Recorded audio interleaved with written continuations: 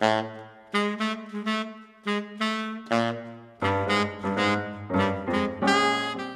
everybody, we're here at NAMM 2020 with Derek Brown here at the Everything Saxophone Podcast, Key Leaves, NAMM Hang 2020. So we were actually just talking. I said, you know what, let's just put it on, let's just talk. So it's been a year since we've spoken. A lot of stuff has happened for you. Yes, yeah, so I guess last year I was halfway through my 50-50 tour, which was 50 gigs in all 50 states.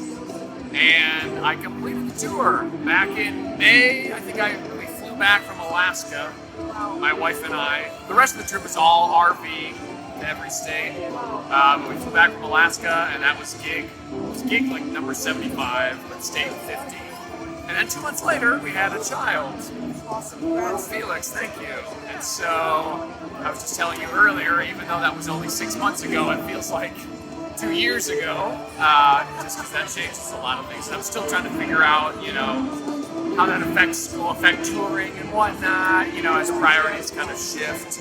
But so far it's been really good. And I've gotten a chance to write a lot more since being home. And so like my next project, my third album, is going to be entirely a big band album. That's going to feature music that I wrote, and I'm going to be recording that in Holland, Michigan, in February. That'll probably be released this summer.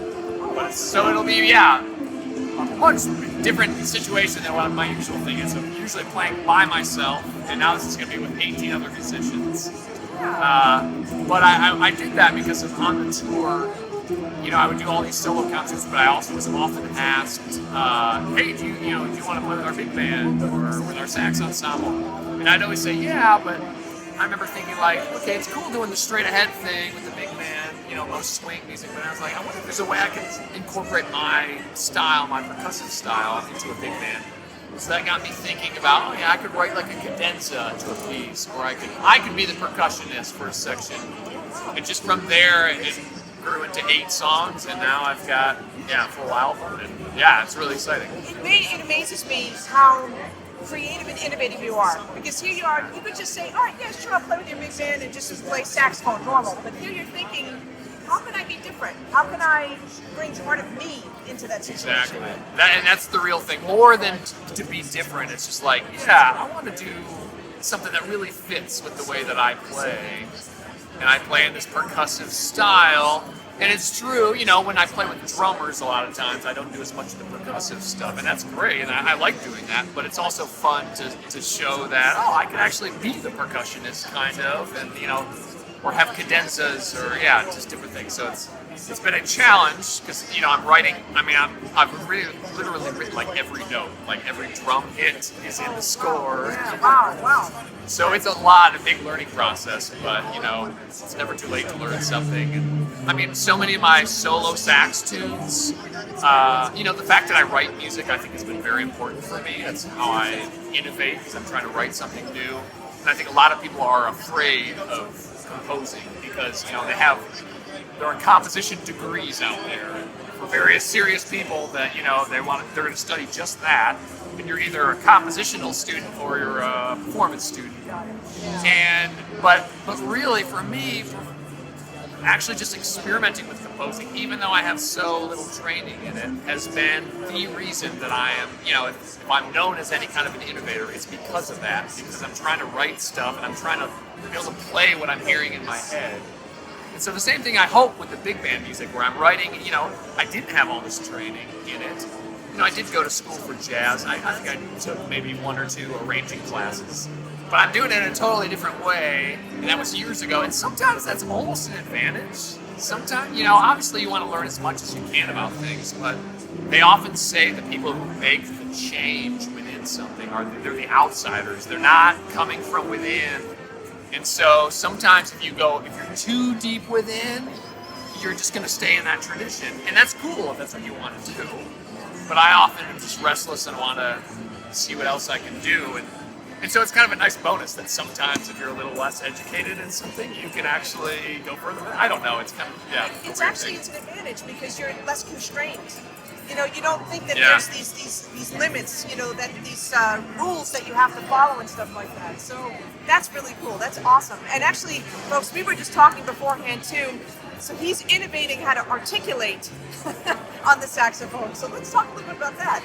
Yeah, and I'm actually at the upcoming NASA North American Saxophone Alliance in Arizona.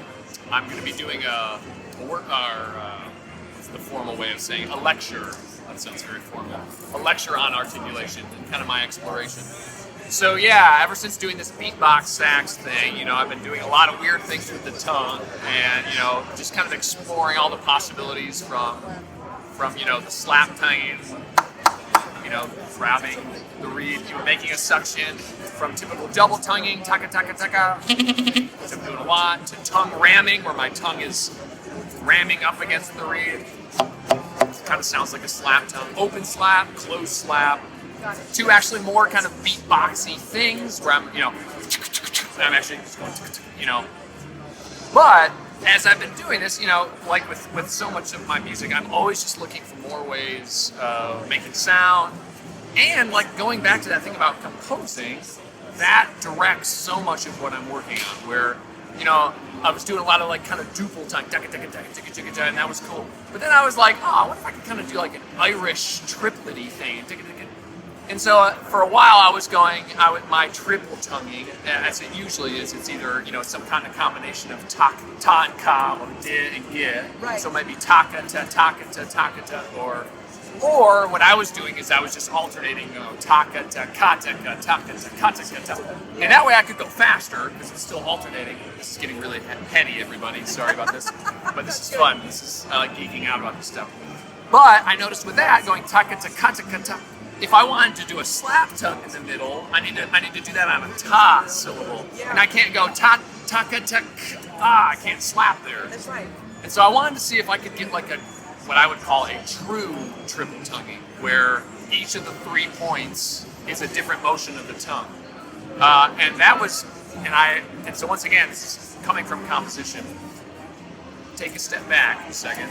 Another compositional thing I was trying to do was I do a lot of, people often ask me like when I breathe when I play, and I jokingly say, when I finish a piece, right now, that's when I breathe, haha, okay. But yes, I do some circular breathing, and I'll do things, so I'll breathe on an open slap. But there's some pieces where, it's fun to circular breathe. And there was a time when I wanted to see, I wonder if I could double tongue in circular breathe. And you can't do that as much as you want to try going ta ka. Right. Because the ka is the back of the throat, and circular breathing, those of you that know how to do that, that pressure is coming from the cheeks. I mean, you fill the cheeks up, and then it's pushing the air out of the cheeks. So if you're doing something back here, it's not gonna change the sound. Except a while ago, I remember experimenting with actually getting tonguing by kind of using my tongue as a flapping up and down. And that sounds painful. It is painful for a while. And yes, I go through some blood here and there. And it's pretty out of control at first. But I realized, you know what, you can actually do that pretty smoothly. And you can actually get a very legato. So once again, it's my tongue just flapping up and down versus taka, which it's much more likely to get a staccato sound because you're cutting off the air. Anyways, this is a very long story to get to this. No, this is really good. I'm going to have a question for you in a minute if I remember it. Go ahead. Okay, cool. So I realized, you know what? What if I use this flap double tonguing? Maybe I could circular breathe and do that at the same time, because that's all just happening here. And I realized that's possible, and I haven't been working on this in a while.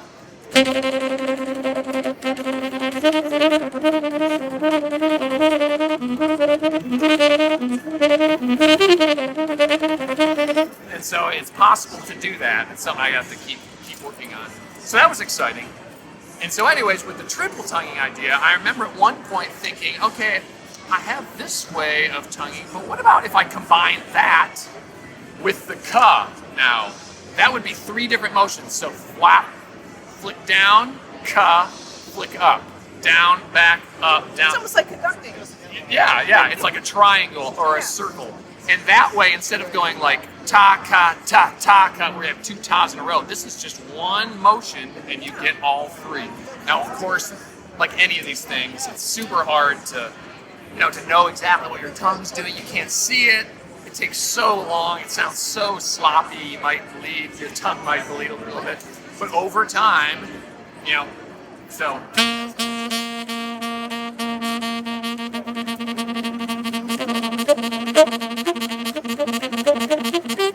And I realized with that, now I'm always going ta. It's hard to say the syllable, but ta, taka, ta. It's kind of like taka, taka.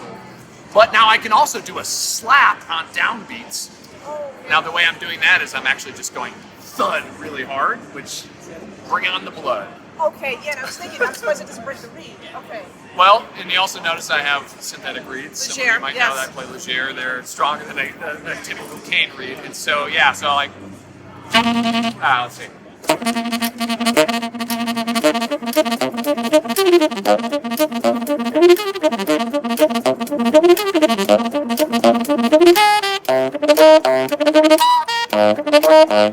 And so that's, every time you hear those bass notes, I'm just doing an extra hard thunk. Got it. And once if your tongue isn't, you know, like it doesn't really callous, but it's got to get conditioned. It's got to get conditioned, and then you won't bleed after a while. But it sounds so gross, but you just gotta, whatever. The guitar players deal with the calluses. It's all for the music. No pain, no gain. Spitfire. So I usually call the front row the splash zone for various reasons. So just be aware of Spitfire.